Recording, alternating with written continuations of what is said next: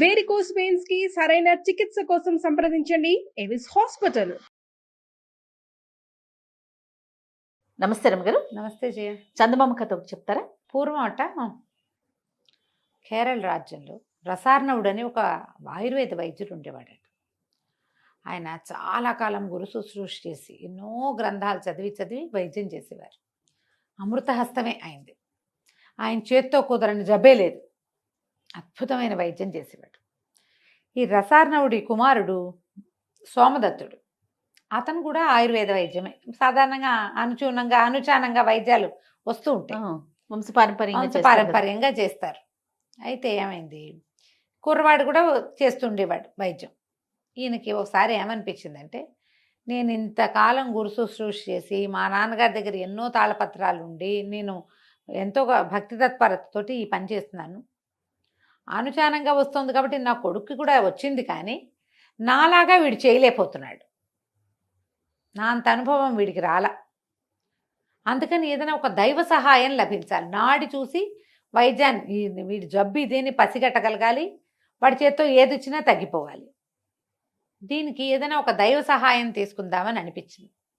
ఆయన కొడుక్కి తన వైద్య వృత్తి అప్పచెప్పి, ఇల్లు వాకిలి ఆశ్రమం అన్నీ అప్పచెప్పి, తోటలు దొడ్లు ఉన్నాయి, ఇవన్నిట్లలో ఈ మన మూలికలు అవి ఉండేవి, తపస్సుకి వెళ్ళిపోయాడు. ఆయన 3 ఏళ్ల పాటు చాలా తీవ్రంగా అశ్విని దేవతల కోసం తపస్సు చేశాడు. అశ్విని దేవతలు కొంచెం సులువుగా ప్రత్యక్షం అవుతారు. మనం ఇంతకుముందు కూడా ఒక కథ చెప్పుకున్నాం. అయితే ఈ దేవతలు ఇద్దరు ప్రత్యక్షం అయ్యారు. ఏం కావాలి నీకు అని అడిగితే, ఒక అద్భుతమైన వైద్యం చేయగలిగే చెట్టు, దానివల్ల కుదరని జబ్బు లేకుండా చేయమని అడిగారు, ఇవ్వమని అని అడిగాడు. ఒక మూలిక అలాంటిది ఇవ్వమంటే వాళ్ళు ఏం చేశారట, కొన్ని గింజలు ఇచ్చారు. ఒక గింజలు ఇచ్చి, ఈ గింజల్ని పాతిపెట్టు, దీని నుంచి ఒక మహావృక్షం వస్తుంది. ఇది స్వార్థరహితంగా చేసినంతకాలం దాంతో ప్రతి జబ్బు తగ్గిపోతుంది. స్వార్థం లేకుండా చెయ్యాలి, స్వార్థరహితంగా చేసినంత కాలం పనిచేస్తుంది. దీనికి ఒక ఫలం కాస్తుంది, అది స్వర్గ ఫలాన్ని ఇస్తుంది, అమృత ఫలం. అది స్వార్థంతో తీస్తే మాత్రం రాదు. స్వార్థంతో తీసారా వేరే అడ్వర్స్గా వచ్చేస్తాయి. ఆ పండు కోసాక ఇంక ఈ చెట్టు లాభం లేదు అని చెప్పారు. ఈయన బీజాలు తీసుకుని మళ్ళా కేరళ రాజ్యానికి వచ్చేసాడు. వచ్చాక తన వాకిట్లో ఒక పక్కగా మంచి ఈశాన్య దిక్కున ఈ అద్భుతమైన గింజల్ని, దేవతలు ఇచ్చిన గింజల్ని నాటాడు. చూస్తూ ఉండగానే ఒక చెట్టు మొలిచింది. తక్కువ రోజులుండి అది మహావృక్షమైంది. దాని ఆకుతో తలనొప్పి, కడుపుల నొప్పి, వీపు నొప్పి, వేలు నొప్పి, పడింది గాయం, కాలిన గాయం అన్నీ నయమైపోయేవి. ఆకులు కోయటం, చూర్ణం చేయటం, ఇచ్చేయటం, రసం తీయటం, ఇచ్చేయటం, ఆకులు తీసి పుండు మీద వేస్తే మానిపోతుంది. దీనికి చిటారు కొమ్మన ఒక ఎర్రని అద్భుతమైన అంత ఫలం కాసింది. ఒకటే. వచ్చిన వాళ్ళందరికీ రసార్ణవుడు చెప్పేవాడు, అది విషఫలం, ఆ కండు కోయకూడదు. ఈ ఆకులు కూడా తండ్రి కొడుకే పనిచేస్తాయి, వీళ్ళే కోస్తారు, వాళ్ళకే కదా అది వచ్చింది. అవును. చక్కగా వైద్యం చేసేవాళ్ళు. జరిగింది కొంతకాలం జరిగాక రసార్ణవుడు పెద్దవాడైపోయాడు. ఆయన మరణించే సమయంలో కొడుకుని దగ్గర పిలిచాడు. నాయన, విషఫలం అని చెప్పే కానీ అది విషఫలం కాదురా, అది అమృత ఫలం.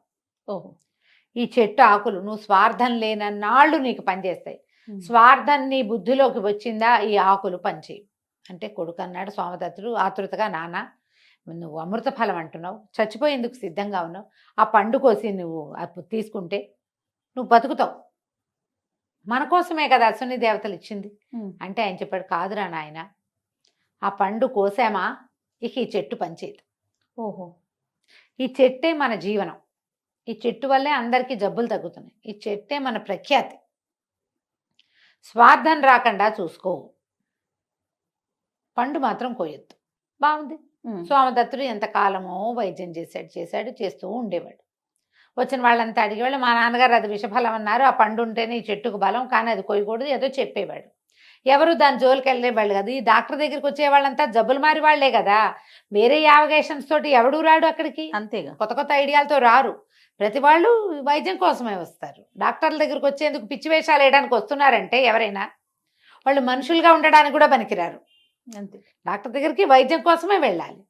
అయితే ఏమైంది, కొంతకాలం గడిచాక ఆ ఊరి రాజ్యం తాలూకు రాజుగారికి విపరీతమైన కడుపులో నొప్పి.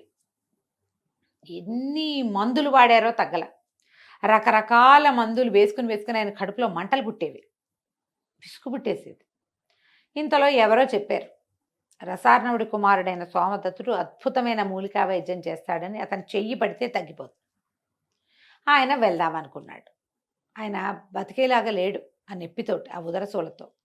కూతురు నాన్న ఏమైపోతాడు అని రాకుమార్తె అయినటువంటి మణిమాల కూడా, నేను కూడా వస్తాను నాన్న అని అడిగింది. సరే మణిమాలని వెంబడి పెట్టుకొచ్చాడు. వచ్చేసి వీళ్ళ ఊర్లో బస చేశాడు. కబురు చేశారు. ఈయనకి అప్పటికే తెలిసింది రాజుగారు ఎంత డెస్పరేట్గా ఉన్నాడంటే తన నొప్పి తగ్గిస్తే రాజ్యమైనా ఇచ్చేసేలాగా ఉన్నాడు. ఇదొకటి. రెండో భర్త కూతుర్ని వెంట పెట్టుకొచ్చాడు. 20 సంవత్సరాల అమ్మాయి, ఎంత అందగత్తో, ఒక్కతే పిల్ల. ఆ పిల్లని చేసుకున్న వాడికే రాజ్యం వస్తుంది. ఈ సోమదత్తుడు నడి వయసు వచ్చేదాకా ఇతనికి స్వార్థం రాల, కానీ ఇప్పుడు వచ్చింది. ఇప్పటిదాకా ప్రతి వాళ్ళు ఏదో తృణమో పణమో పట్టుకొచ్చిస్తే వీళ్ళు హాయిగా గడిచిపోయేది, హాయిగా ఉండేవాళ్ళు. రాజకుమార్తె రాజ్యము రెండిటి మీద మనసైంది అతనికి. ఎవరిని చూడ్డానికి వెళ్ళినా 4 ఆకులు చేత్తో పుచ్చుకుని వెళ్ళేవాడు.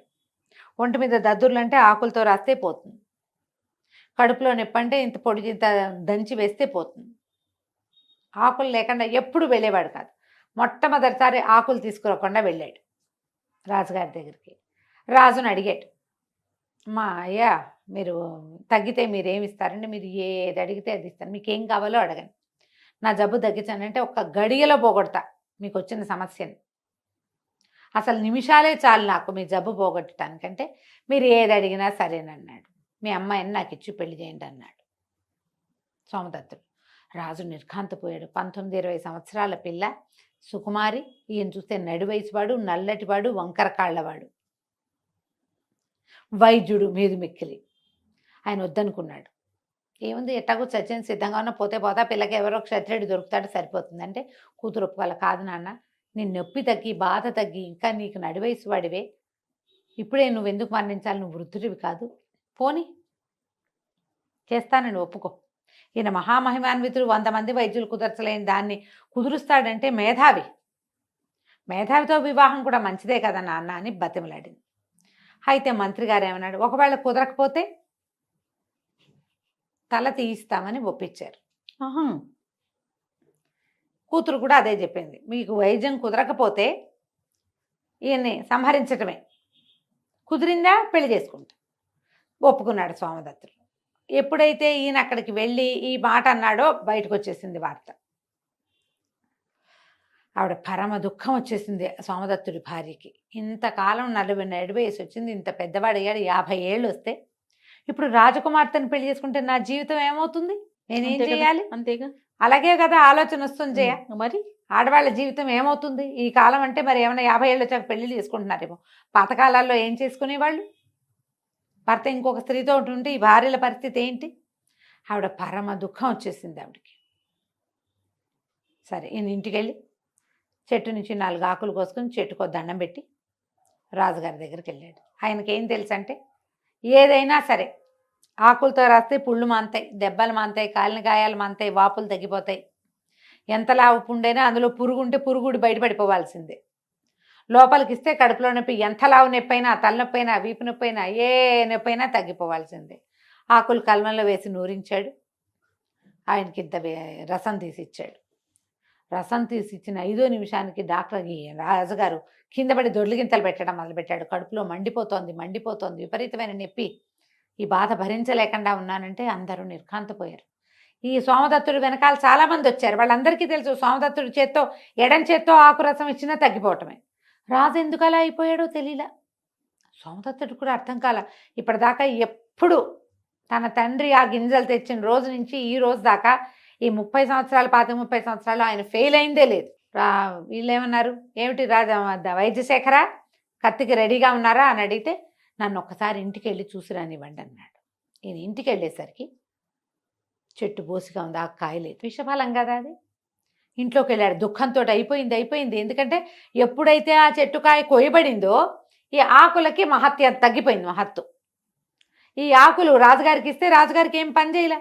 ఆకుల వల్ల, చెట్ల మందు వల్ల కడుపులో మంట వచ్చింది ఆయనకి. ఇప్పుడు ఏం చేయటం? లోపలికి వెళ్ళేసరికల్లా బాకెట్లో ఎక్కించి గుమ్మంలో కడుగు పెడతారు. కాగితం కనపడింది. కాగితంలో రాసింది, మీ జీవితానికి నేను అడ్డంకి కాదల్చలేదు. రాజకుమార్తెను పెండ్లాడి హాయిగా ఉండండి. విషఫలం తిని మరణిస్తున్నాను అని రాసింది. ఈ విషఫలం ఎవరు కోసారు? భార్య కోసింది. ఈయనేమో స్వార్థంతో మందిచ్చాడు. ముందే స్వార్థంతో మందిచ్చినందుకు అక్కడ పనిచేయలే.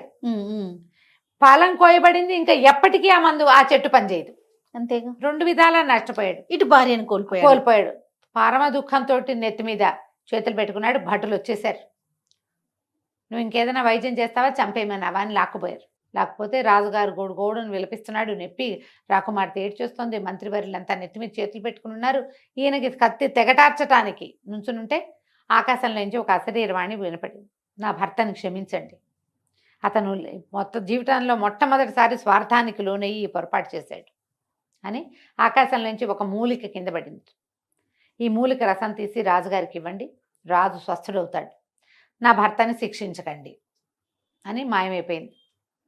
ఆ మూలిక రంగరించి సోమదత్తుడే ఇచ్చాడు ఆయనకి. మూలిక వేసుకున్న కాసేపటికి రాజుగారికి కొత్త మంట పాత నొప్పి 2 పోయినాయి. స్వస్థుడైపోయాడు.